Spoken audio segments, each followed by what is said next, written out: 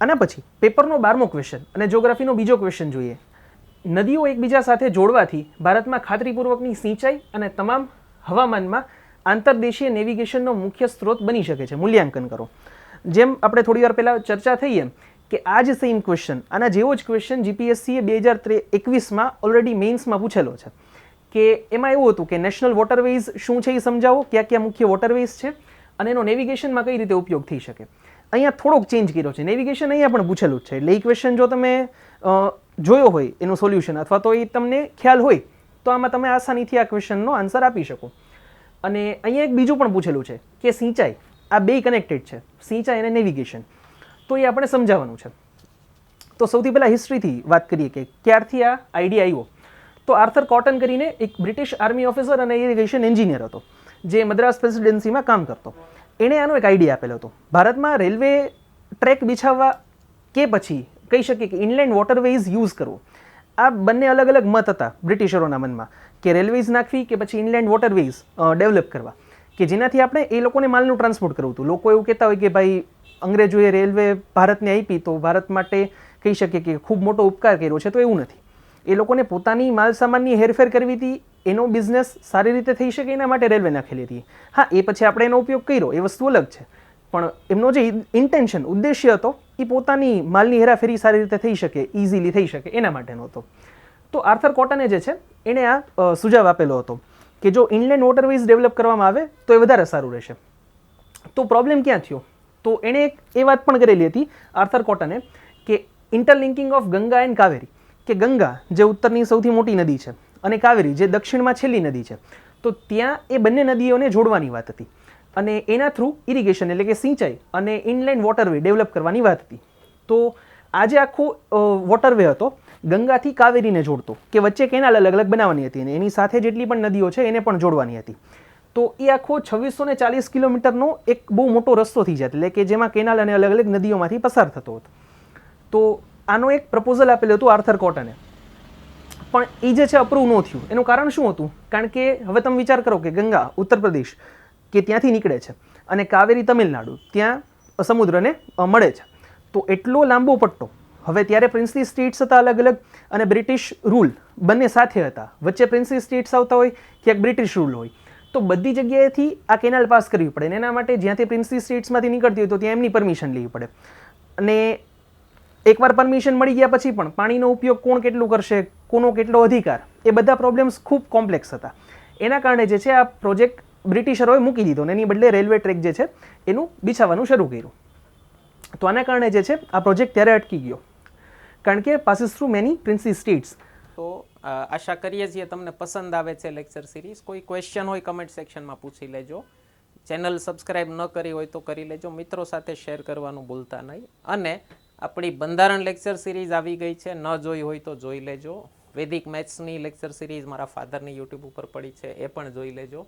બંનેના courses application ઉપર આવી ગયા છે. ફક્ત આ 2 સબ્જેક્ટના કોર્સીસ પરચેસ કરી લેશો તો પણ તમારી આવનારી એક્ઝામ ક્લિયર કરવામાં 40% જેવી મદદ મળી જશે તમને. જીપીએસસી ક્લાસ 1ની પ્રિલિમ્સ કયો, એસટીઆઈની પ્રિલિમ્સ કયો કે પછી પીએસઆઈ કોન્સ્ટેબલ કયો, તો બધી એક્ઝામમાં તમને ખૂબ કામ લાગશે. તો ન કર્યા હોય તો કોર્સીસ પરચેસ કરી લેજો, ખૂબ ફાયદો થશે તમને. કન્ટિન્યુ કરીએ છીએ આજના લેક્ચરથી. હવે જે છે આપણે સ્વતંત્રતા મળી એ પછી 1972માં ડૉક્ટર KL રાવ કરીને હાઇડ્રો ઇલેક્ટ્રિક એન્જિનિયર હતા અને ઇરિગેશન મિનિસ્ટર હતા ત્યારે. તો એમણે પણ સેમ આ પ્રોજેક્ટ જે છે એ સરકાર સમક્ષ આનો પ્રસ્તાવ મૂક્યો. ત્યારે આનું બજેટ થતું હતું લગભગ 12,500 કરોડ રૂપિયા. હવે તમે વિચાર કરી શકો 1972ની વાત છે, ત્યારે 12,500 કરોડ. તો ત્યારે પણ સરકારમાંથી કહી શકીએ કે આ પ્રોજેક્ટ પાસ ન થઈ શકો કારણ કે બજેટની કમી હતી. એટલો મોટો આપણે કહી શકીએ કે આખી કેનાલ ખોદવી તો એક ખૂબ મોટું ખર્ચાળ કામ છે. તો એના કારણે સરકાર એકસાથે એટલો બધો ખર્ચ ન કરી શકે, એના માટે ત્યારે પણ આ પ્રોજેક્ટ પડતો મુકાયો. એ પછી 5 વર્ષ પછી 1977માં સેમ આ જ પ્રોજેક્ટ કેપ્ટન દસ્તુરે પ્રપોઝ કર્યો હતો કે આ પાછો આપણે આ પ્રોજેક્ટને શરૂ કરીએ. તો એમાં અલગ અલગ ડિવિઝન પાડ્યા હતા કે ભારતનો ઉત્તરી ભાગ અને દક્ષિણી ભાગ. તો ઉત્તરી જે ભાગ છે, ઉત્તરનો ભાગ, ત્યાં લગભગ 4200 કિલોમીટર લાંબી નહેર બનાવવાની હતી અને 300 મીટર પહોળી. અને સેમ એવી રીતે દક્ષિણનો જે ભાગ છે ત્યાં 300 કિલોમીટરની લાંબી અને લગભગ 300 મીટર પહોળાઈ સેમ ત્યાં બંને જગ્યાએ ઉત્તર અને દક્ષિણમાં રાખવાની હતી. તો ત્યારે જે છે એવું પ્રપોઝલ આખું જ્યારે કોઈ આયોજન અથવા તો બનતું હોય, કોઈ યોજના બનતી હોય, તેના માટેનું પ્રપોઝલ આપે ત્યારે બધો ડેટા સરકાર સામે મૂકવો પડે કે કેટલા લોકો જોશે, કેટલા વર્ષમાં કામ પૂરું થશે અને કઈ રીતે જાશું. તો ત્યારે એમનું જે પ્રપોઝલ હતું કેપ્ટન દસ્તુરનું, એમાં એવું હતું કે લગભગ 1.68 કરોડ લોકો જો ત્યારે એકસાથે કામ કરવાનું શરૂ કરે ત્યારે 4 વર્ષમાં પ્રોજેક્ટ પૂરો થઈ શકે. અને તમે જોઈ શકો 5 જ વર્ષમાં પ્રોજેક્ટની જે કોસ્ટ હતી 12.5માંથી 24,000 કરોડ થઈ ગઈ. તો ખૂબ મોટો ખર્ચ હતો અને 1.68 કરોડ લગભગ 1.25 કરોડ જેવા લોકો એક સાથે કામ કરે તો એ પણ મેનેજ કરવું ખૂબ અઘરું છે. એના પછી અત્યારે આપણે કહી શકીએ કે લેટેસ્ટ જે સરકારનો પ્રોજેક્ટ હતો એનું નામ ચેન્જ કરીને કરી નાખ્યું છે નેશનલ રિવર લિંકિંગ પ્રોજેક્ટ, કે રાષ્ટ્રીય નદી જોડો પરિયોજના. તો એ જે છે નેશનલ વોટર ગ્રીડ, એટલે કે આખી રાષ્ટ્રીય પાણીની જે ગ્રીડ છે એ બનાવવા માટે કે એક સાથે બધી નદીઓને જોડી શકાય.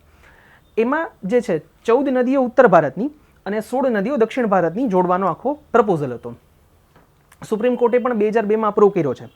ભારતમાં જો આ કામ ન થયું તો ભવિષ્યમાં ખૂબ મોટા ચેલેન્જીસ છે. શું કામ? કારણ કે અત્યારે ઓલરેડી આપણે પાણીની શોર્ટેજ અનુભવીએ છીએ. જે 2024માં હમણાં જે ઉનાળો ગયો ત્યારે દિલ્હી અને બીજા ઘણા શહેરોના દ્રશ્યો આપણે જોયા, બેંગ્લોરના એના, કે જ્યાં પાણી ખૂટી ગયું છે. તો 145 કરોડની વસ્તી અત્યારે છે. આજથી 10, 15, 20 વર્ષ પછી આપણે 160-65 કરોડે પહોંચશું. તો ત્યારે શું થશે? ત્યારે રિસોર્સિસ પણ વધારે જોશે અને પાણીની શોર્ટેજ પણ એનાથી વધારે હશે. તો જો આ પ્રોજેક્ટ ન કરવામાં આવ્યો તો ખૂબ મોટું નુકસાન છે. એના કારણે સુપ્રીમ કોર્ટે પણ આને અપ્રૂવ કર્યો હતો, કારણ કે અમુક લોકો જે છે એને આની કહી શકીએ આની વિરુદ્ધમાં ગયા કે ભાઈ આવો પ્રોજેક્ટ થાય તો એનાથી પ્રોબ્લેમ થાય ને બધું. તો સુપ્રીમ કોર્ટે પણ છેલ્લે ફાઇનલી આને અલાઉ કર્યું. કંઈક ખૂબ ઇમ્પોર્ટન્ટ છે, કારણ કે આપણા બીજા બધા પ્રોબ્લેમ્સને આપણે સાઈડમાં રાખીએ ને તો પાણીનો પ્રોબ્લેમ ફ્યુચરમાં ખૂબ મોટો આવવાનો છે, જેની અત્યારે આપણને લોકોને કલ્પના જ નથી. તો સુપ્રીમ કોર્ટે પણ આને અપ્રૂવ કરેલો છે. વાજપેયી ગવર્મેન્ટ જે 2003માં હતી, કારણ કે 2002માં સુપ્રીમ કોર્ટે આને અપ્રૂવ કર્યો. તો વાજપેયી ગવર્મેન્ટનું એવું પ્લાનિંગ હતું કે 2016 સુધીમાં આખો જે પ્રોજેક્ટ છે એને કાર્યાન્વિત કરી નાખવો અને 2016 સુધીમાં જે 14 અને 16 બીજી ટોટલ 30 નદીઓને જોડી દેવી, પણ એ પોસિબલ ન થયું. તો એના જ ભાગરૂપે જે હમણાં લેટેસ્ટ લગભગ 2 થી 3 વર્ષ પહેલાં કેન બેતવા જે છે બુંદેલખંડ આખો વિસ્તાર છે, જેમાં ઉત્તર પ્રદેશ અને મધ્યપ્રદેશના અમુક જિલ્લાઓ ભેગા મળીને બુંદેલખંડ વિસ્તાર બને છે. તો એ જે વિસ્તાર છે ત્યાંથી 2 અલગ અલગ નદીઓ નીકળે છે, કેન અને બેતવા. તો એ બંનેના ઇન્ટરલિંકિંગના જે પ્રોજેક્ટ છે એના માટે સરકારે પરમિશન આપી દીધી અને એમાં મધ્યપ્રદેશની સરકાર, ઉત્તર પ્રદેશની સરકાર બંને MOU કર્યા. કોની સાથે? તો જલશક્તિ મિનિસ્ટ્રી જે છે એની સાથે MOU થયેલા છે અને ફાઇનલી અપ્રૂવ કર્યો છે મધ્યપ્રદેશ અને ઉત્તર પ્રદેશ માટે can Betwa river linking project માટે. અને સેન્ટ્રલ ગવર્મેન્ટે એના માટે 44,000 કરોડ રૂપિયાનું બજેટ પણ સ્પેસિફિકલી અલોટ કર્યું છે. 2022-23માં આની ઘોષણા કરેલી હતી. 2022-23માં જે કેન બેતવાની સાથે બીજી પણ 5 નદીઓ જે છે એના રિવર ઇન્ટરલિંકિંગના પ્રોજેક્ટ માટે સરકારે મંજૂરી આપી હતી. તો એ 5 નદી હતી દમણગંગા અને પિંજલ, પાર, તાપી અને નર્મદા. એના પછી ગોદાવરી કૃષ્ણા, કૃષ્ણા પેન્નાર અને પેન્નાર કાવેરી. હવે આ છે ને ખૂબ ઇમ્પોર્ટન્ટ છે છેલ્લા 3 પ્રોજેક્ટ, ગોદાવરી કૃષ્ણા, કૃષ્ણા પેન્નાર અને પેન્નાર કાવેરી. કારણ કે ગંગા નદીનું પાણી ઉત્તરથી ગંગા અને બ્રહ્મપુત્ર નદીનું સાથે પાણી ભેગું કરી અને વાયા ગોદાવરી સુધી પહોંચાડવાનું છે અને ગોદાવરીથી જ પાછું કાવેરી સુધી આવી રીતે 3 અલગ અલગ પ્રોજેક્ટ્સથી પહોંચાડવાનું છે. જે અલ્ટિમેટ પ્રોજેક્ટ જે પહેલાં હતો આર્થર કોટનવાળો એ જ પ્રોજેક્ટ છે, પણ એને થોડોક અલગ રીતે મોડિફાઈ કરીને રજૂ કરેલો છે કે પહેલાં ગંગાથી ગોદાવરી સુધી પાણી પહોંચાડશે અને ગોદાવરીથી કૃષ્ણા અને ત્યાંથી અને ગોદાવરી સાથે અહીંયા મહાનદી, ગંગાનું જે પાણી છે એ મહાનદીમાં પહોંચાડી અને પછી જે છે આવી રીતે કાવેરી સુધી પહોંચાડવાનું છે. તો આ આખો પ્રોજેક્ટ હતો કે જે 5 અલગ અલગ બીજી નદીઓના પણ ઇન્ટરલિંકિંગ માટે સરકારે મંજૂરી આપી દીધી હતી. તો એમાં વાત કરીએ તો સૌથી પહેલાં શું છે, ગંગા બ્રહ્મપુત્ર, પછી ગંગાથી મહાનદી, જે આપણે વાત થઈ એમ મહાનદીથી ગોદાવરી, વચ્ચે મહાનદીવાળો એક કટકો છે કે ગંગાનું પાણી મહાનદીમાં, મહાનદીનું પાણી ગોદાવરીમાં, અને પછી જે આપણે આ 3 પ્રોજેક્ટ જોયા ગોદાવરીથી અલ્ટિમેટલી જાય છે કાવેરીમાં. તો એ પ્રોજેક્ટ છે ગોદાવરીથી કૃષ્ણા, કૃષ્ણાથી પેન્નાર અને પેન્નારથી કાવેરી. તો આખો જે વોટરવે છે એનો પ્રોજેક્ટ કંઈક આવો છે અને આવી રીતે ગંગા અને કહી શકીએ કે કાવેરી નદીને જોડવામાં આવશે. અને આમાં જે છે નહેરોની જે પહોળાઈ છે એ લગભગ 100 મીટર જેટલી રાખવામાં આવશે અને ઊંડાઈ જે છે લગભગ 6 મીટર જેટલી હશે અને 15,000 કિલોમીટર આખી લંબાઈ થશે. ગંગાથી લઈ અને આપણે વાત કરીએ તો કાવેરી સુધીની ટોટલ આખી નહેરોની લંબાઈની વાત કરીએ. અને એક્સપેક્ટેડ બજેટ જ્યારે 2014માં આ પ્રોજેક્ટની શરૂઆત થઈ, રાષ્ટ્રીય નદી જોડો પરિયોજના, ત્યારે લગભગ 6 લાખ કરોડ જેવું હતું. અત્યારે 10 વર્ષ વીતી ગયા છે તો લગભગ ગણી શકો કોઈ 8-9 લાખ કરોડ જેવો આખો પ્રોજેક્ટ થાય છે. કારણ કે કેન બેચવાની તમે વાત કરો તો આપણે જેમ સરકારે જોયું એમ આગળ કે 2022-23માં 44,500 કરોડ રૂપિયા આપ્યા, તો ખૂબ ખર્ચાળ પ્રોજેક્ટ છે. ઇકોનોમી ઉપર અત્યારે એકસાથે જો આપણે આ ખર્ચ કરીએ તો કહી શકીએ કે ખૂબ મોટું બર્ડન છે, પણ આ ખૂબ જરૂરી છે. કટકે કટકે પણ આ પ્રોજેક્ટને પૂરો કરવો જરૂરી છે, એટલે જ સરકારે ઘણા બધા ભાગ કરી નાખ્યા છે અને એવી રીતે પ્રોજેક્ટ પૂરો કરવાનો પ્લાનિંગ છે.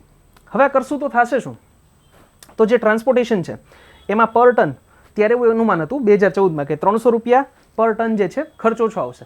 અને આનું આખું ડિટેલ ડિસ્ક્રિપ્શન કે ટ્રાન્સપોર્ટેશનમાં કઈ રીતે સસ્તું છે એનો સરે જે ઓલરેડી 2021નું જે પેપર સોલ્યુશન છે એમાં વાત કરેલી છે. એ વિડીયો ન જોયો હોય તો ખાસ જોઈ લેજો.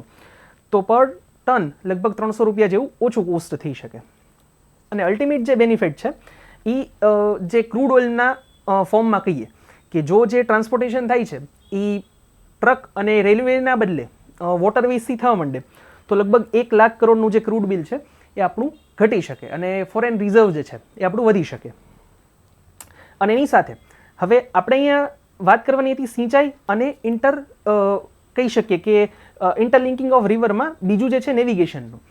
તો એની સાથે ત્રીજો પણ અહીંયા ફાયદો છે, એ છે લગભગ 34,000 મેગાવોટની ઇલેક્ટ્રિસિટી જનરેટ થશે આનાથી. કે આપણે રિન્યુએબલ એનર્જીની વાત કરીએ છીએ તો આના થ્રુ જે ટર્બાઇન્સ મૂકી અને જે કેનાલ નીકળે છે એમાંથી લગભગ 34,000 મેગાવોટ ઇલેક્ટ્રિસિટી બનાવવાનો પણ સરકારનો પ્લાનિંગ છે. અને આનાથી જે સિંચાઈની વાત હતી તો લગભગ 8.7 કરોડ એકર જે જમીન છે એને 12 માસ આખો વર્ષ જે છે સિંચાઈ માટે પાણી ઉપલબ્ધ થઈ શકશે. તો આ ખૂબ જરૂરી છે ખેતી માટે. હવે આપણે વાત કરીએ કે આ યોજના શું કામ, આના કારણો શું કામ આ યોજના જરૂરી છે.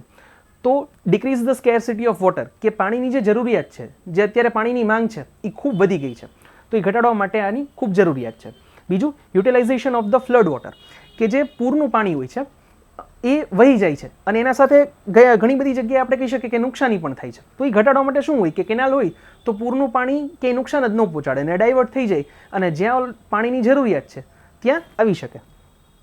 એના પછી જે છે ગ્રાઉન્ડ વોટર જે છે એ પણ આનાથી વધશે. શું કામ? કારણ કે જ્યાં જમીનમાં 12 માસ પાણી રહેશે તો ધીમે ધીમે પાણી ઉતરશે તો આપણું જે ભૂગર્ભ જળ છે એ પણ ઊંચું આવશે. ભૂગર્ભ જળ પણ અત્યારે બહુ મોટો ઇસ્યુ છે કે પાણી ધીમે ધીમે ત્યાંથી પણ ખૂટતું જાય છે. અને એના પછી જે ઇલેક્ટ્રિસિટી જનરેશન થઈ શકશે એટલે કે આપણે વીજળી એમાંથી બનાવી શકશું. સિંચાઈ અને જે આંતરદેશીય જે જળમાર્ગ છે એ પણ મુખ્ય આના કારણો છે, જે 3 આપણને ક્વેશ્ચનમાં પણ પૂછેલા છે. ચેલેન્જીસ, હવે કોઈ પણ આપણે આવડો મોટો પ્રોજેક્ટ કરવો હોય તો કંઈક ચેલેન્જીસ પણ હોય, તો એની વાત કરીએ. સૌથી જે પહેલો કન્સર્ન છે એ છે ઇકોલોજીકલ કન્સર્ન. શું કામ?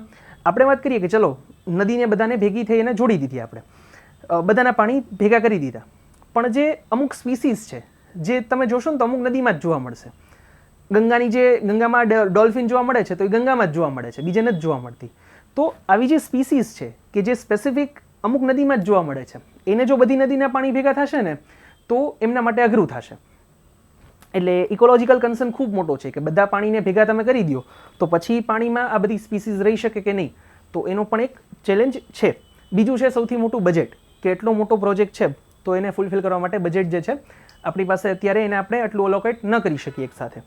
ત્રીજું છે કે લોકો જે વિસ્તારમાં રહી છે જ્યાંથી નહેર કાઢવાની છે એ લોકોનું સ્થાનાંતરણ, એમને નવી જગ્યા આપવી અને એનું કમ્પેન્સેશન કે એમને પૈસા આપવા.